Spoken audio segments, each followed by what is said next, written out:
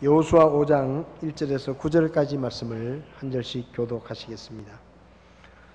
요르단 서쪽에 있던 아모리 족속의 모든 왕과 바닷가의 가나안 족속의 모든 왕이 우리가 건널 때까지 주께서 이스라엘 자손 앞에서 요르단의 물들을 마르게 하신 것을 들었을 때 그들의 마음이 녹았고 이스라엘 자손으로 인하여 그들에게 더 이상 정신이 없었더라.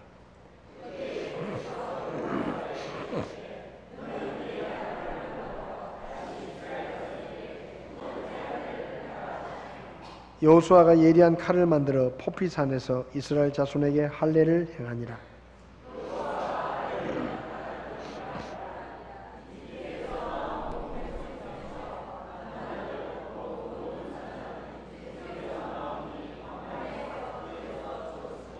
이제 거기서 나온 온 백성은 할례를 받았으나 그들이 이집트에서 나온 뒤 광야에서 길에서 태어난 온 백성에게는 할례를 행하지 아니하였더라.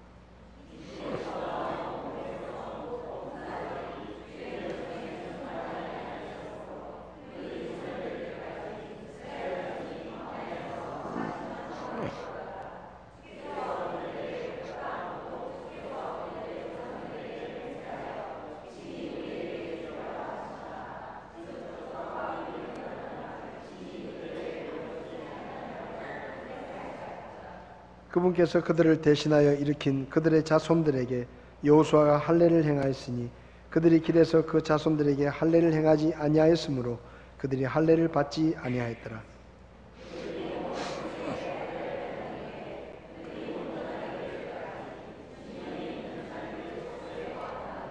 주께서 여호수아에게 이르시되 이날 내가 너희에게서 이집트의 수치를 떼내어 굴러가게 하였노라 하셨으므로 그곳의 이름을 이날까지 길갈이라 하니라. 아멘.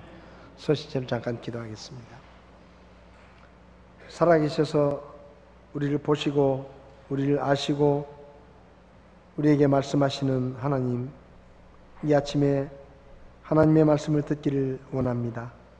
저희들의 마음을 겸손하게 하시고 저희들의 귀를 기울이게 하시고 우리의 온 마음이 하나님의 말씀에 향하게 하셔서 주의 말씀을 들을 뿐만 아니라 믿고 순종할 수 있도록 저희들을 도와 주시옵소서. 종의 연약함을 감추어 주시고 오직 하나님의 말씀만 선포되게 종을 써 주시옵소서.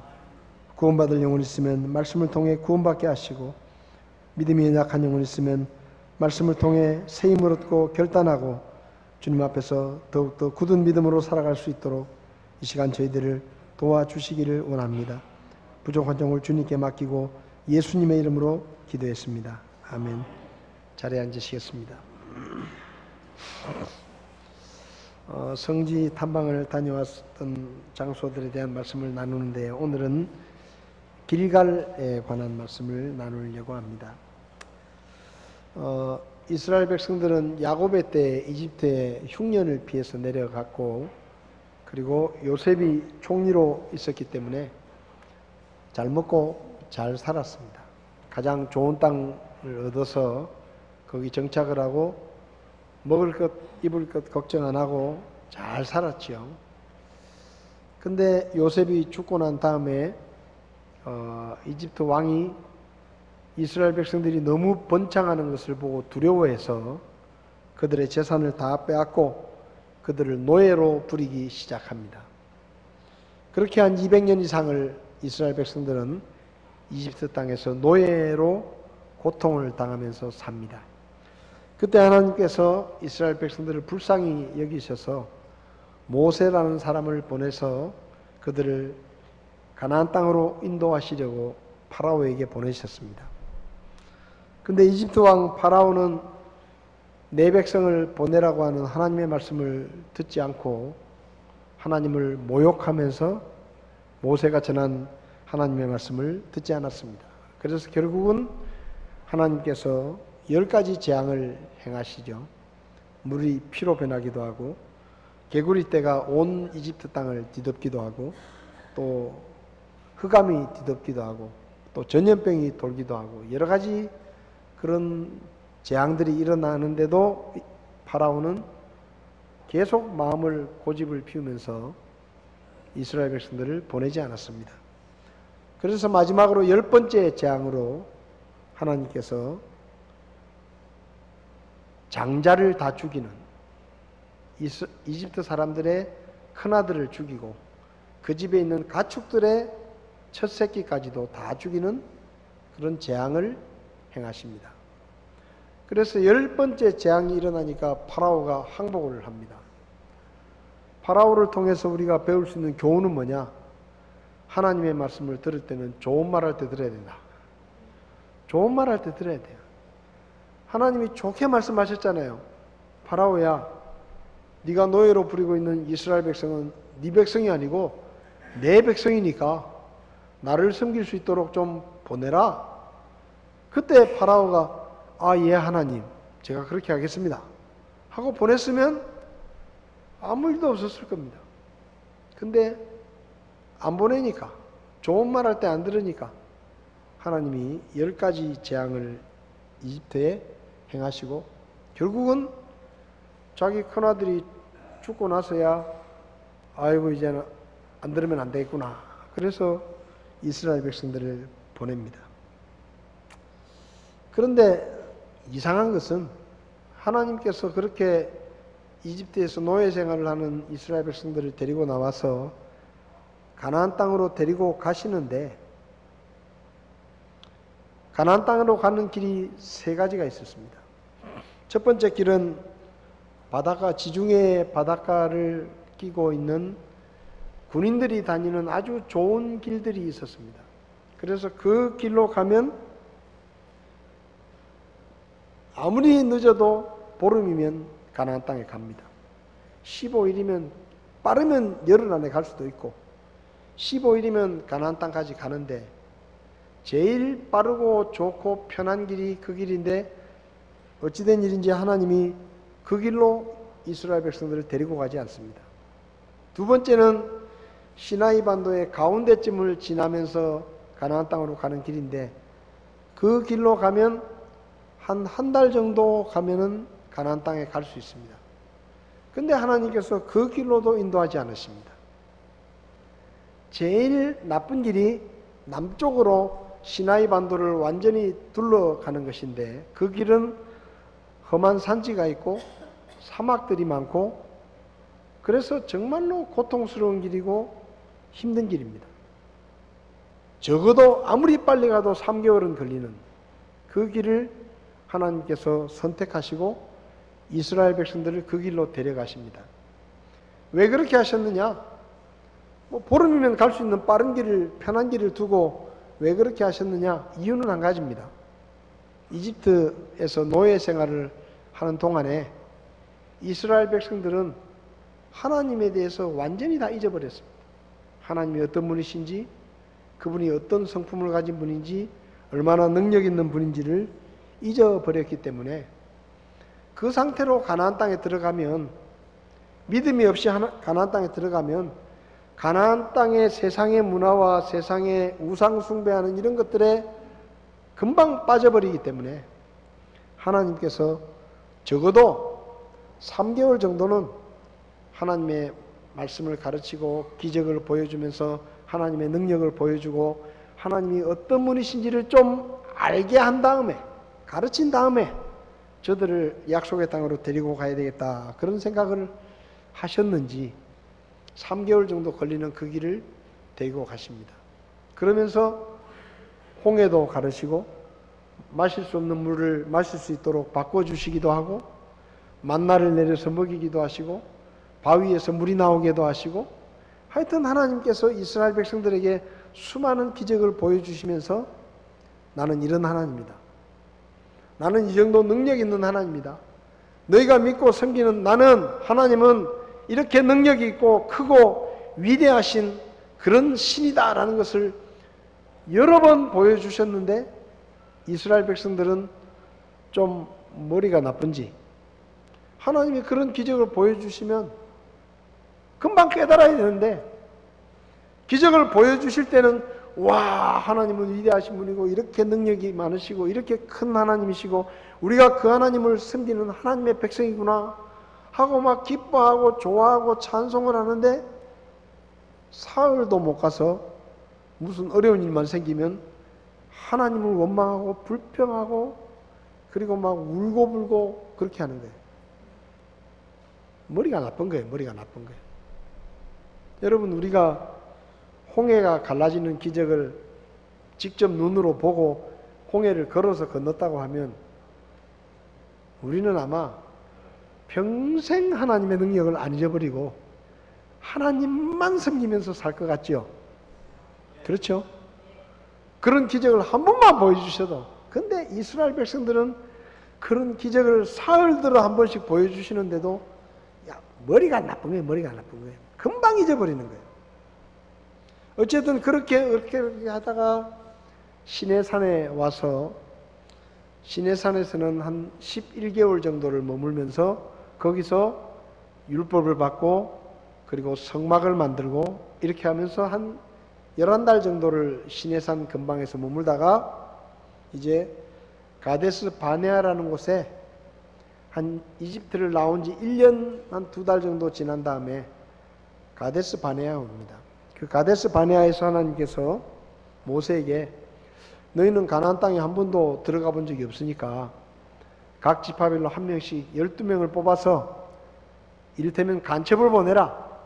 그리고 그 간첩들이 가서 그 땅을 두루두루 둘러보고 그 땅의 형편이 어떤지를 좀 잘 살펴보고 난 다음에 그 다음에 너희들이 그 같이 들어가라. 그렇게 이제 말씀을 하셨습니다. 그래서 하나님 말씀대로 각 지파별로 한 명씩 뽑아가지고 12명을 보냅니다. 그 12명이 40일 동안 가나안 땅을 여기저기 다니면서 정탐을 하고 돌아와서 보고를 합니다. 근데 두 편으로 나뉘어집니다. 여호수아와 갈렙은 뭐라고 보고하는가 하면 그 땅에 가니까요 참 땅이 좋습니다. 농사도 잘 되고 물도 많고 거기 참 곡식도 풍성하고 과일도 잘 되고 참 땅이 좋습니다. 그러니까 하나님이 우리에게 그 땅을 주신다고 약속하셨으니까 빨리 들어가서 그 땅을 정복합시다. 차지합시다. 그렇게 말합니다. 근데 그때 그 옆에 서 있던 10명이 이 사람들아 그렇게 말하면 안 되지. 왜 좋은 것만 말해? 물론 그 땅이 좋은 땅인데 거기 가니까 우리보다 훨씬 덩치가 좋은 사람들이 큰 성을 지어놓고 이미 다 차지하고 살고 있더라. 그래서 우리가 괜히 거기 갔다가는 맞아 죽는다. 맞아 죽는다. 그러니까 그 땅은 그림의 떡이다. 우리는 절대로 그 땅을 정복할 수 없다. 그러니 차라리 이집트로 돌아가는 게 낫다. 그렇게 보고를 하는 거예요. 두 보고가 있는데 이스라엘 백성들은 누구 말을 들었느냐? 10명의 정탐꾼의 말을 믿습니다. 그리고는 울고 불고 하면서 하나님을 원망하고 우리가 이집트에 살 때 그냥 내버려 두라니까 왜 우리를 여기까지 데리고 와가지고 이 고생을 시키고 여기서 딱 굶어 죽게 할 작정이냐 하고 불평을 하고 원망을 하고 모세에게 대들고 그러면서 하는 말이 야 이제 모세 필요 없다. 하나님 필요 없다. 우리가 차라리 새로운 지도자를 세워서 이집트로 돌아가서 파라오 왕에게 우리 잘못했다고 용서를 구하고 그냥 거기 가서 그냥 옛날처럼 살자. 그렇게 했습니다. 그러니까 하나님께서 진노를 하셨죠. 그래서 하나님께서 저것들이 두고 보자 하니까 도저히 안 되겠다. 그래서 저것들을 싹 다 죽여버려야 돼. 아이고 하나님의 백성 니들은 자격 없다. 싹 죽여버리고 모세야 네 후손들로 새로운 민족을 이루어서 내가 내 뜻을 이루어야 되겠다. 그렇게 이야기를 하십니다. 그러니까 모세가 하나님을 붙들고 말립니다. 하나님 생각해 보십시오. 지금 저 이집트에서 이스라엘 백성들을 여기까지 데리고 왔는데 여기서 하나님이 저들을 다 죽이면 주변에 있는 나라들이 하나님을 어떻게 생각하겠습니까? 하나님은 인정머리도 없고 하나님은 참 나쁜 신이고 말 안 듣는다고 다 때려 죽이고 그런 하나님이라고 소문이 날 겁니다. 그러면 그게 하나님께 덕이 되겠습니까? 그러니까 이것만 좀 참으십시오.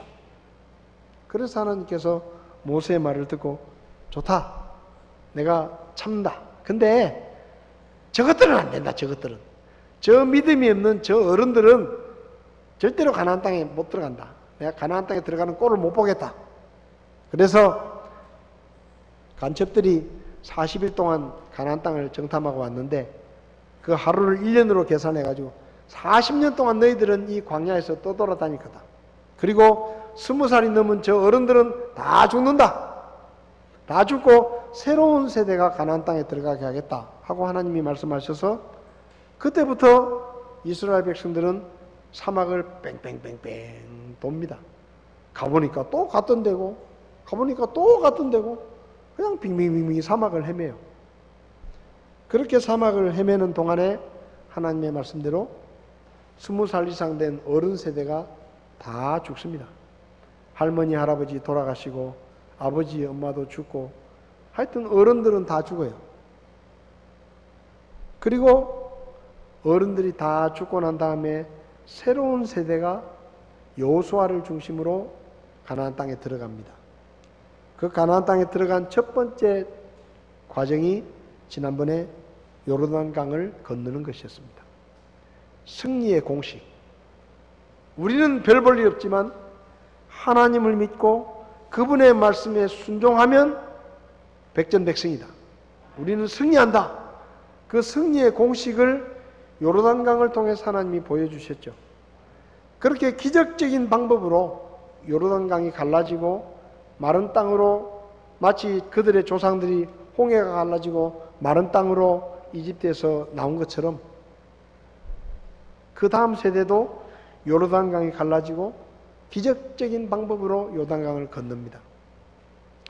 그렇게 요단강을 건너서 비로소 약속의 땅 요단 쪽에 서쪽에 있는 땅에 들어왔는데 그렇게 들어온 이스라엘 백성들이 처음으로 진을 친 곳이 어딘가 하면 바로 길갈입니다. 길갈. 길갈은 여리고에서 북쪽으로 한 3km 정도 떨어져 있는 굉장히 넓은 평지입니다. 평지. 산도 있지만 평지예요. 거기 거의 200만에 가까운 이스라엘 민족이 진을 칩니다. 오늘 본문에 읽은 이야기는 그 길갈에서 있었던 사건입니다. 자, 요단강을 건넜습니다. 그리고 넓은 평지가 나와서 거기 장막을 쳤습니다. 거기서 한 3km 정도 남쪽으로 내려가면 거기에 여리고성이 있습니다. 거리상으로 따지면 우리 교회에서 중앙로역쯤 됩니다. 굉장히 가깝죠? 우리 교회에서 중앙로역이 한 3km 돼요. 그러니까 이건 굉장히 가까운 거예요. 바로 옆이에요. 바로 옆. 그리고 이 길갈에서 놀라운 하나님의 역사를 경험하고 가나안 땅을 정복하는데 6년 정도 걸리는데 그 6년 동안 이스라엘 사람들은 길갈에 살면서 길갈을 근거지로 해가지고 가나안 온 성읍들을 정복하고 땅을 나눠 가질 때까지 가나안 이 길갈이라는 곳에 삽니다. 6년 동안. 자, 그러면 길갈에서 오늘 본문을 보면 2절에 주께서 여호수아에게 이르시되 너는 예리한 칼을 만들어 다시 이스라엘 자손에게 두 번째 할례를 행하라. 할례를 행하라. 이렇게 말씀하십니다. 할례가 뭔지 아시죠? 할례는 남자아이의 생식기에 껍데기를 베어내서 버리는 것입니다. 베어내는 거예요. 그게 할례예요. 요즘으로 말하면 의학적인 말로 하면 포경수술입니다. 포경수술. 하나님께서 아브라함을 선택하시면서 아브라함에게 너와 내 후손들과 내가 약속을 맺겠다. 나는 너희의 하나님이 되고 너희는 내 백성이 된다. 근데 너희들이 내 백성이라는 표시로 사내아이가 태어나면 8일 만에 할례를 행해라. 8일 만에 포경수술을 해라. 그러면 그것이 그가 내 백성이라는 증거고 표지다. 그렇게 말씀하십니다. 그래서 아브라함 때부터 지금까지 유대인들은 사내아이가 태어나면 8일째 되는 날 할례를 합니다. 하나님의 백성이라는 표시예요. 자, 그런데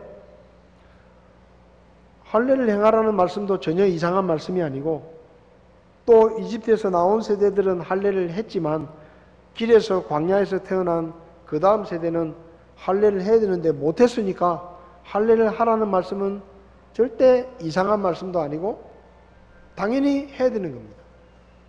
근데 문제는 할례를 행하라고 하신 때와 장소가 너무 안 좋다는 거예요. 지금 때가 어느 때입니까? 이스라엘 백성들이 요단 동쪽에 있는 나라들을 멸망시키고 요단강을 기적적으로 건너가지고 요단 서쪽에 있는 모든 민족들이 전부 벌벌벌 떨고 있는 거예요. 저 이스라엘이 우리 땅을 차지하겠다고 요단강을 건너왔다. 더군다나 한 3km 떨어져 있는 여리고는 이스라엘 백성들이 첫 번째로 맞닥뜨린 성이기 때문에 여리고 사람들은 지금 이스라엘이 건너왔대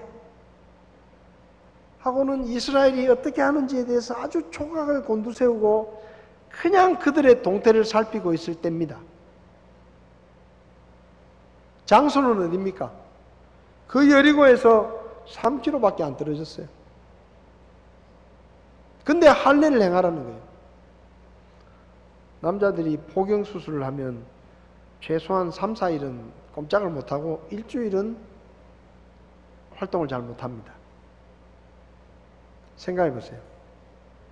이스라엘 백성들 남자들이 다 할례를 행하고 텐트에 누워있다. 이건 할례는 여호수아가 일일이 다 하는 게 아니고 각 지파별로, 각 족속별로, 각 가정별로 한꺼번에 행해지기 때문에 남자들이 싸울 만한 남자들이 다 포경수술을 하고 남자들이 다 들어 누워있다? 그건요 죽는 거예요.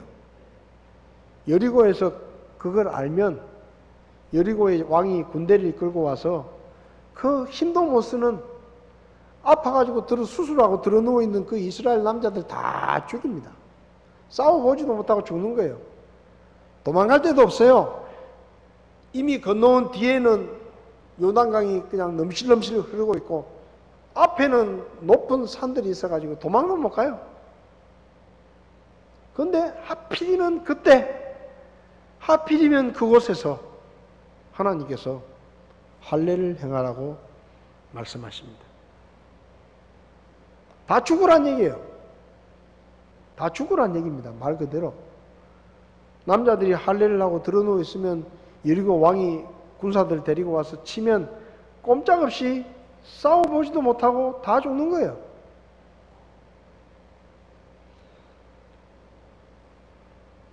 민족이 말살을 당할 수도 있는 그런 위험한 장소에서 하나님이 다짜고짜 할례를 하라고 말씀하십니다.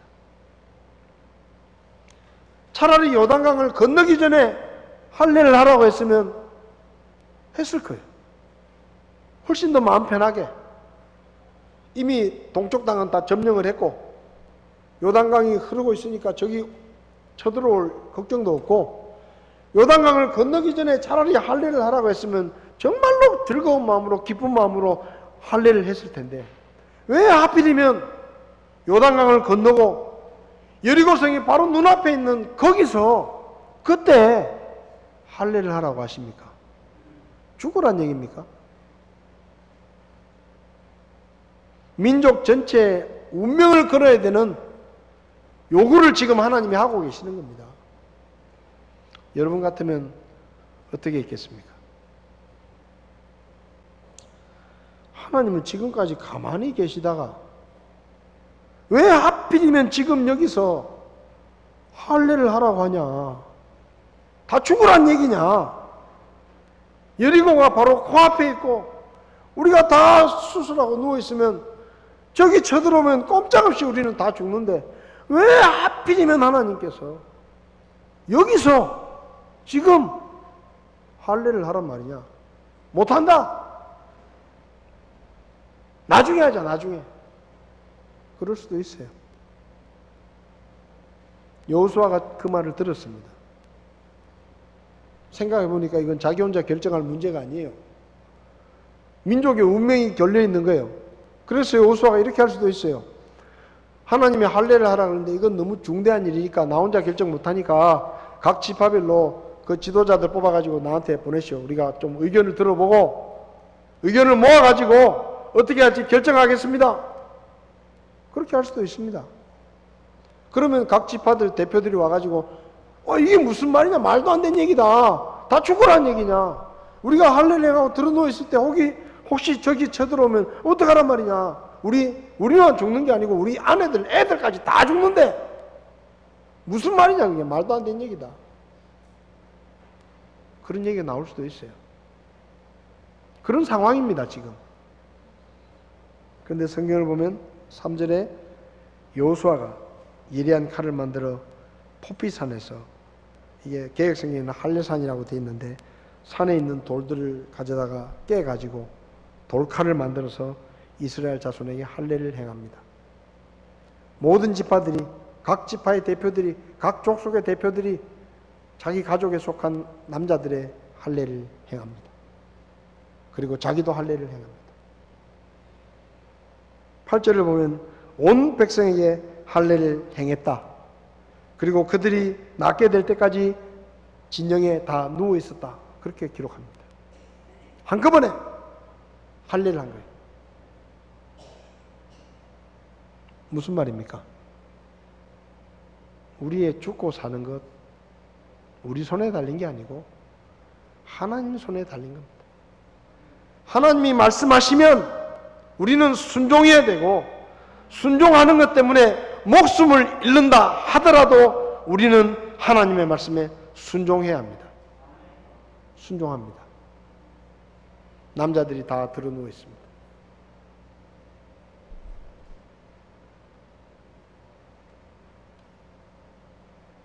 중요한 것은 아무 일도 없었다는 것입니다. 하나님께서 지키신 것입니다.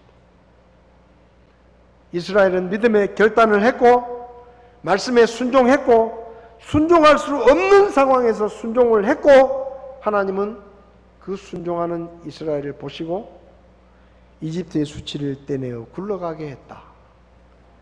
너희들이 지금까지 할례를 행하지 않고 믿지 않는 사람들과 비슷하게 살았지만 이제야 비로소 너희가 할례를 행하고 나를 향해 믿음을 고백하고 하나님의 백성이 되었기 때문에 이집트의 그 부끄러움이 다 사라졌다. 그래서 그곳을 길갈이라고 불렀다. 길갈이라는 말은 돌의 골이라는 뜻입니다. 여러분, 길갈은 두 종류의 돌과 관련이 있습니다. 하나는 요단강을 건널 때 제사장들이 서 있던 자리에서 가지고 나온 12개의 돌로 기념비를 세운 곳이 바로 길갈입니다.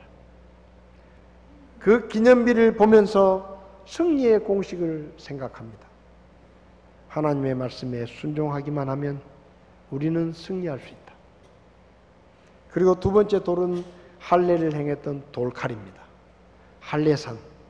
그 돌들이 있는 그 돌산에서 돌을 깨뜨려서 할례를 행할 칼을 만들고 그 칼로 할례를 행하고 그들에게서 베어낸 그 표피를 할례산에 묻었습니다. 왜 이스라엘 백성들이 6년 동안 길갈을 떠나지 않고 길갈에 살면서 가나안 땅을 정복했는지 아십니까? 그 길갈에 있어야만 그 기념비를 바라보며 승리의 공식을 다시 되새길 수 있고, 할례를 행했던 그 할례산을 바라보며 목숨을 걸고서라도 하나님의 말씀에 순종하면 하나님이 지켜주신다는 그 생생한 경험을 그곳에서 계속 되새기는 거예요. 전쟁을 하러 갔다가 싸우고 돌아옵니다. 돌아와서 다음 전쟁을 준비하며 그들은 돌무더기 앞에 가서, 그래, 지난 전투에서 승리한 것은 우리가 잘해서가 아니야. 우리가 하나님의 말씀에 순종했기 때문이야. 다음 전쟁에서도 우리는 하나님의 말씀에 순종해야 돼. 그래야 승리할 수 있어. 저게 증거야 하고 그들은 승리의 공식을 되새겼을 것입니다. 그리고 그 진영 바로 옆에 있는 할례산을 바라보며 하나님이 말씀하시면 목숨을 걸고서라도 우리는 그 말씀에 순종하는 삶을 살아야 된다. 그것이 하나님의 백성의 표시다 라고 그들은 믿음을 되새겼을 것입니다. 우리가 여리고 3km밖에 안 되는 거기서 목숨을 걸고 할례를 행했을 때 하나님이 우리를 지켜주셨잖아. 하나님이 우리를 도와주셨잖아. 그 하나님이 또 우리를 도와주실 거야 하는 믿음의 확신을 그들은 다시 길갈에 돌아와서 마음에 새겼을 것입니다. 여리고성을 정복하는 6년 동안 그들은 길갈에 머물러 있었습니다. 길갈에 있었던 기념비를 바라보면서 승리의 공식을 다시 마음에 새겼고 나가서 싸워서 이겼고, 길갈에 있는 그 할례산을 바라보며 하나님의 말씀 앞에서는 목숨을 걸고서라도 순종하면 하나님이 그분의 백성을 책임지신다는 것을 그들은 다시 한번 마음에 새겼습니다. 그래서 가나안 땅을 정복할 수가 있었다. 여러분, 우리 모두에게는 길갈이 필요합니다. 길갈이 필요해요. 요단강에서 가지고 나온 12개의 돌을 쌓아두었던 그 기념비를 바라보며 하나님이 가르쳐 주신 승리의 공식을 되새길 수 있는 그 길갈이 우리의 믿음의 길을 걸어가는 우리들에게 필요한 겁니다. 여러분의 길갈은 어디입니까? 아니, 여러분의 기념비는 무엇입니까? 여러분이 지금까지 믿음의 길을 걸어오면서 순종할 수 없었을 때, 내 힘으로 도저히 승리할 수 없는 싸움 앞에서 하나님의 말씀을 듣고 믿음으로 순종했을 때 승리했던 경험들이 저와 여러분들에게는 다 있을 것입니다. 근데 중요한 것은 그 경험을 잊어버리지 말아야 된다. 잊어버리지 말라고 돌 무더기를 쌓아놓은 겁니다. 하나님이 돌 무더기를 쌓아놓으라고 만드신 거예요. 요단강은 다시 흐르지만 그날의 그 경험을 잊어버리지 마라. 승리는 너희에게서 나오는 것이 아니라 하나님을 믿고 그분의 말씀에 순종할 때 너희들이 승리한다. 잊어버리지 마라. 여러분의 길갈에 여러분의 기념비가 있습니까? 믿음으로 승리했던 그날의 기억들을 여러분들은 계속해서 되새기고 있습니까?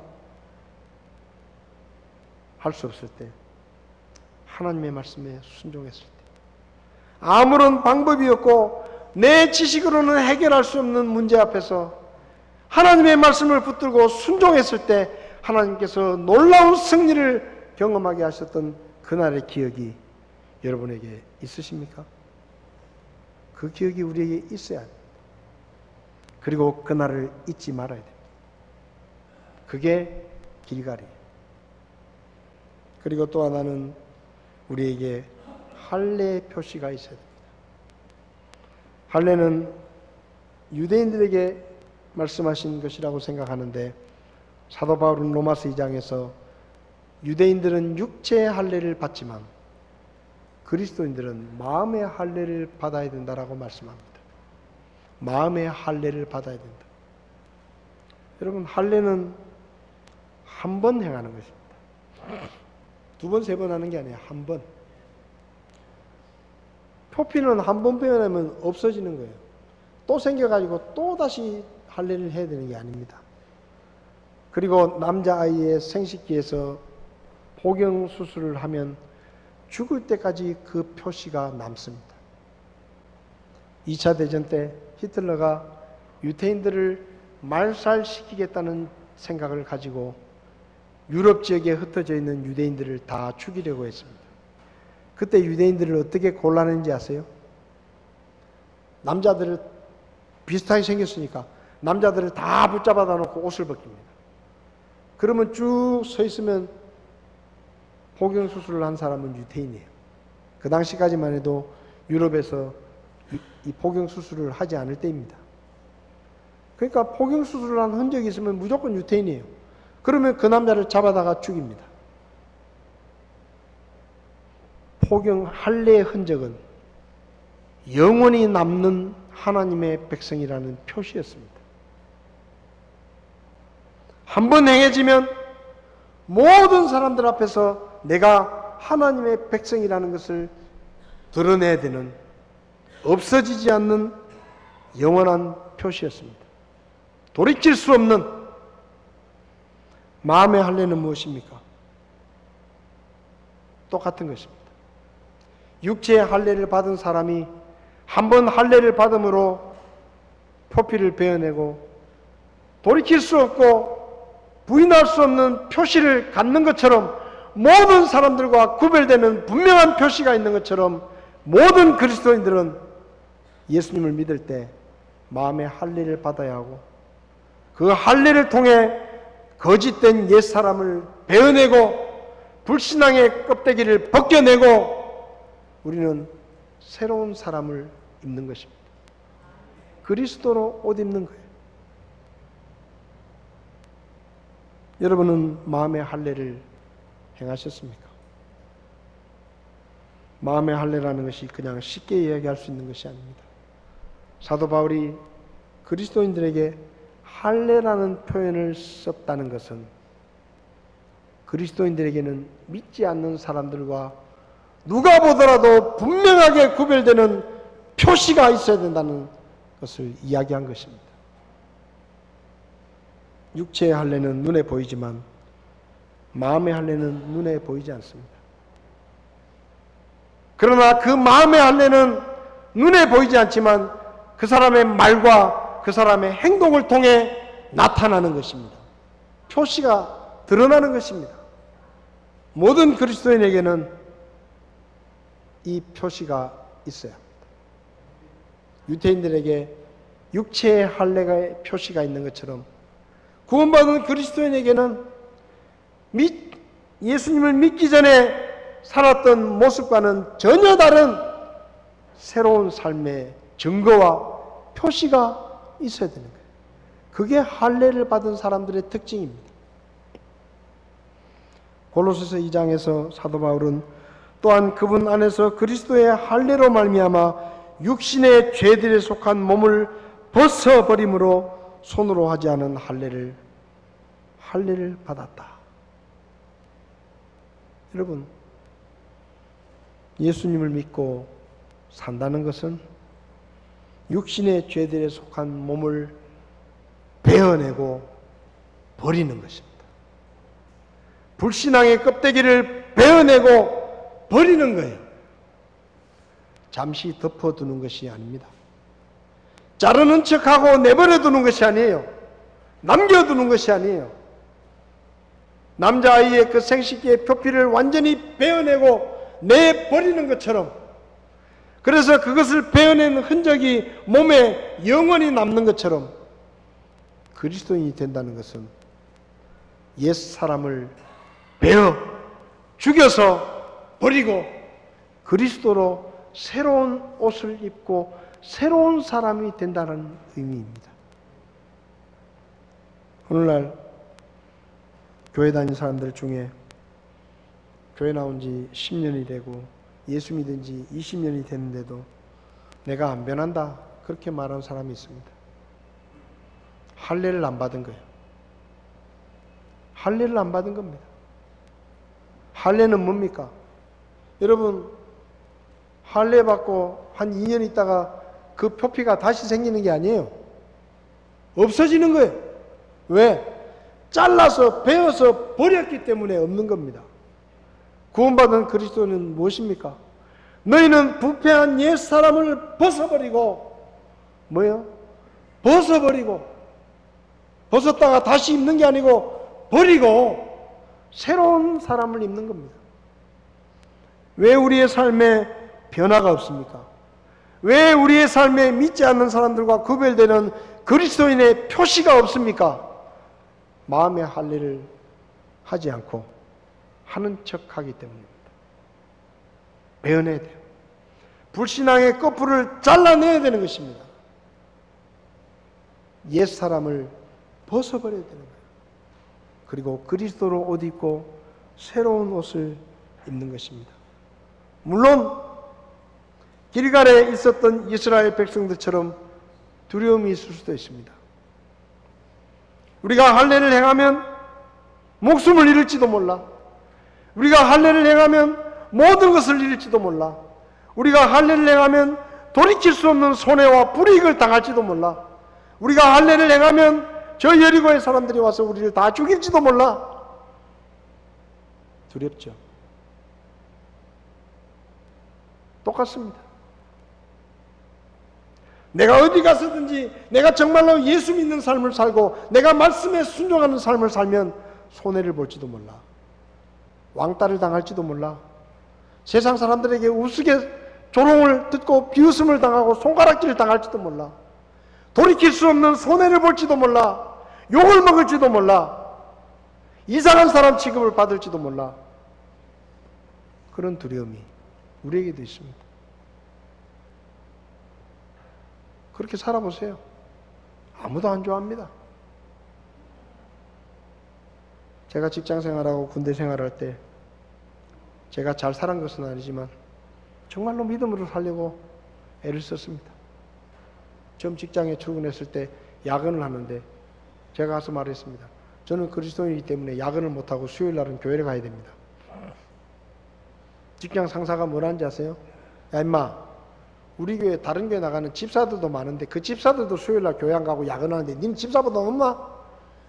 그러더라고요. 그래서 제가 그렇게 말했어요. 제가 집사보다 높은지 낮은지는 잘 모르겠고 저는 교회 가야 됩니다. 수요일 날. 그러니까 야근 못합니다. 허락해 주십시오. 미친놈 다 보겠네. 미친놈이요. 그냥 옷 갈아입고 갔습니다. 다 야근한다고 밥 먹으러 가는데. 그 다음날 가서 신나게 혼났죠. 주일날 출근 안 했습니다. 월요일 되니까 방송을 하더라고요. 이동수 사무실로 와라. 갔죠. 너 왜 어제 출근 안 했냐? 나는 그리스도인이라니까요. 나는 예수 믿는 사람이기 때문에 주일날 예배드리러 가야 됩니다. 모르셨습니까? 예배드리러 가야 된다니까요. 별 미친놈 다 보겠네. 이번 주는 할 수 없고 다음 주는 안 돼. 못 가. 갑니다. 그냥 옷 갈아입고 가요. 주일날 출근 안 해요. 제가 그랬어요. 자르십시오 차라리. 내가 예배드리러 가는 게 그렇게 꼴보기 싫거든. 잘라라.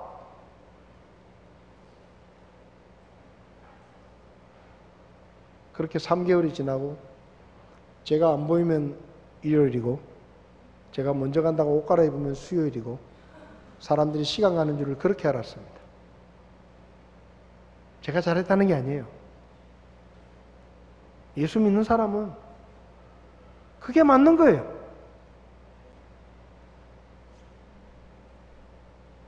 사도 바울은 말합니다. 내가 그리스도와 함께 십자가에 못 박혀 있기 때문에 나는 죽었고 내 안에 그리스도가 산다. 그게 할례입니다. 내 불신앙의 껍데기를 벗어버리는 거예요. 옛사람의 껍데기를 벗어버리는 겁니다. 그리고 그리스도로 옷 입는 것입니다. 손해보지요. 불이익을 당하지요. 욕을 먹지요. 안 좋아하지요. 그거 다 감수하고 내가 예수 믿는 사람이기 때문에 나는 그리스도인답게 살아야 된다. 표시가 나야 되는 거예요. 표시가. 그게 할례입니다.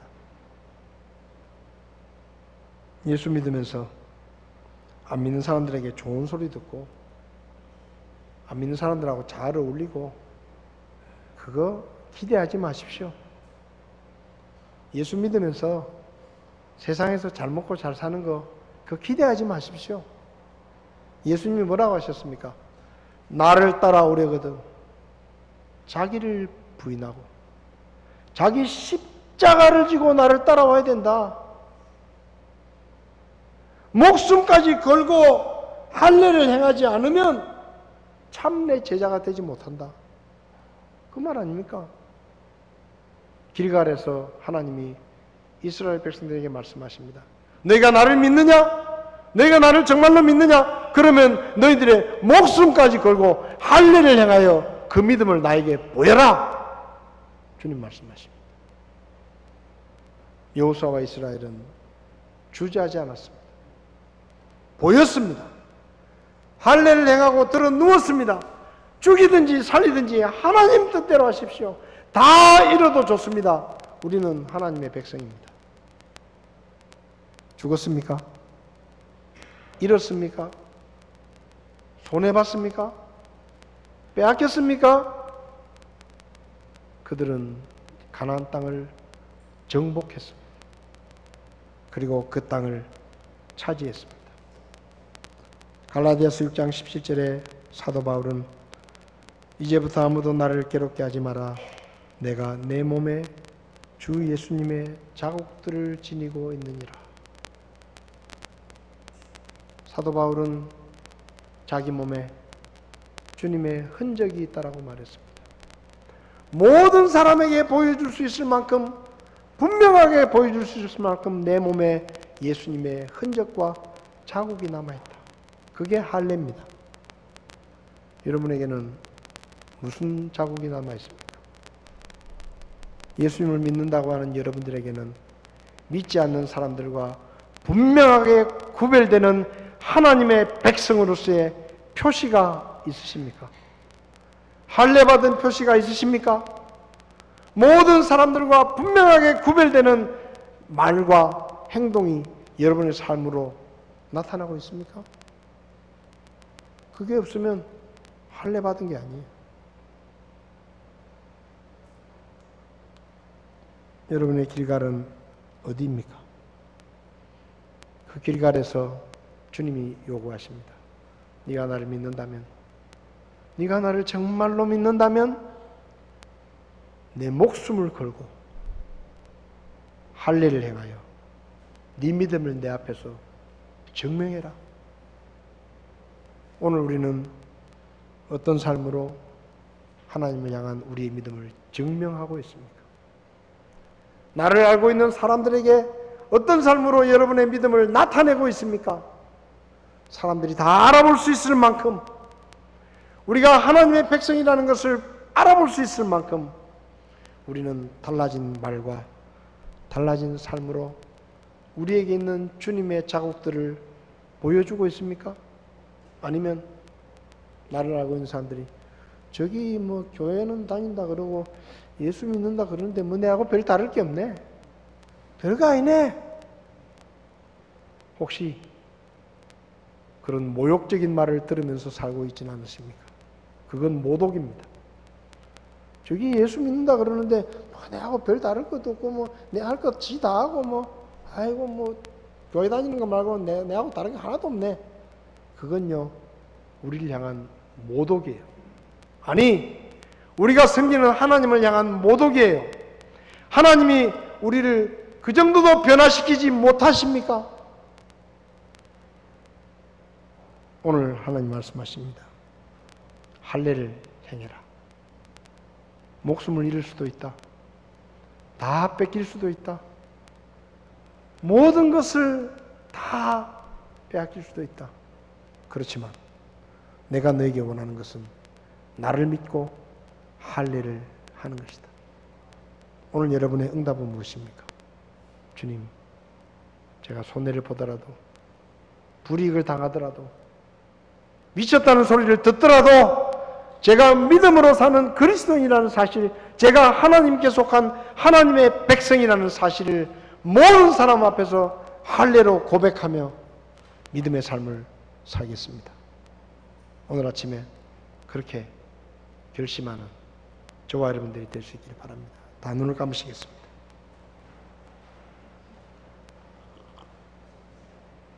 다 눈을 감으십시오. 반주자 나오셔서 436장 반주해 주시기 바랍니다. 436장 가사는 이렇게 시작됩니다. 나 이제 주님의 새 생명 얻은 몸, 옛 것은 지나고 새 사람이로다. 그 생명 내 맘에 강같이 흐르고 그 사랑 내게서 해같이 빛난다. 영생을 누리며 주 안에 살리라. 오늘도 내일도 주와 함께 살리라. 여러분, 유대인들은 육신의 살갗을 베어내며 자기가 하나님의 백성이라는 증거를 삼습니다. 여러분이 하나님의 백성이라는 증거를 사람들 앞에서 어떻게 나타나고 계십니까? 어떻게 보여주고 계십니까? 여러분의 삶은 얼마나 변화되셨습니까? 오늘 하나님께서 우리에게 도전하십니다. 너희가 진정으로 나를 믿는다면, 내가 전능하신 하나님을 믿는다면, 너희가 하나님의 백성이라는 것을 믿는다면 너희들의 목숨까지도 나에게 맡기고 할례를 행하여 내 믿음을 증명하라고 우리에게 말씀하십니다. 어떻게 하시겠습니까? 그저 좋은 게 좋은 거다. 천국도 가고 싶지만 세상에서도 잘 먹고 잘 살고 싶다. 육신의 정욕을 버리지 못하고 세상과 하나님 사이에서 늘 양다리를 걸치고 이렇게 저렇게 혹 그렇게 살고 있지는 않습니까? 오늘 세상에 걸쳐두었던 여러분의 발을 빼십시오. 그리고 하나님께로 옮겨 놓으십시오. 할례를 행하십시오. 죽더라도 내가 목숨까지 주님께 맡기고 저는 하나님의 백성이라는 이 표시를 모든 사람들에게 드러내 보이며 살겠습니다. 결심하십시오. 그리고 길갈에 서십시오. 그리고 길갈을 떠나지 마십시오. 승리의 공식, 믿음으로 순종하는 자에게 하나님이 보호하신다는 약속, 그 모든 것이 길갈에 있습니다. 잊어버리지 마십시오. 떠나지 마십시오. 여러분이 새 사람이 되었다는 것을 마음의 할례로 사람들 앞에 증명하십시오. 그것이 믿음의 삶이고 그것이 제자의 삶입니다. 의논하지 마십시오. 다른 사람의 의견을 구하지 마십시오. 여러분에게 들려진 하나님의 말씀을 듣고 순종하십시오. 그것이 할례입니다. 저와 여러분들에게 그 할례의 흔적이 있게 되기를 바랍니다. 다 눈을 감고 반주가 나오는 동안 기도하는 시간을 드리겠습니다. 새로운 결심으로 이전에 미지근했던 그 믿음을 버리고 이제는 주님만을 믿는 믿음으로, 절대적인 믿음으로, 길갈에서 이스라엘 백성들이 보였던 그 믿음으로 주님을 섬기겠습니다. 새롭게 결심하는 그런 오늘이 되시길 바랍니다. 고마우신 주님, 우리를 구원하시고 하나님의 백성으로 삼아주신 것 감사합니다. 말씀을 주셔서 감사합니다. 길갈에서 이스라엘 백성들에게 할례를 행하라고 말씀하셨던 그 하나님의 말씀이 오늘 우리에게 들려왔습니다. 우리가 그 말씀에 순종할 수 있게 도와주십시오. 목숨을 내어놓고 할례를 행함으로 우리의 믿음을 하나님 앞에, 사람들 앞에 증명하는 우리가 되게 도와주시기를 원합니다. 예수님의 이름으로 기도했습니다. 아멘. 예배를 마치겠습니다.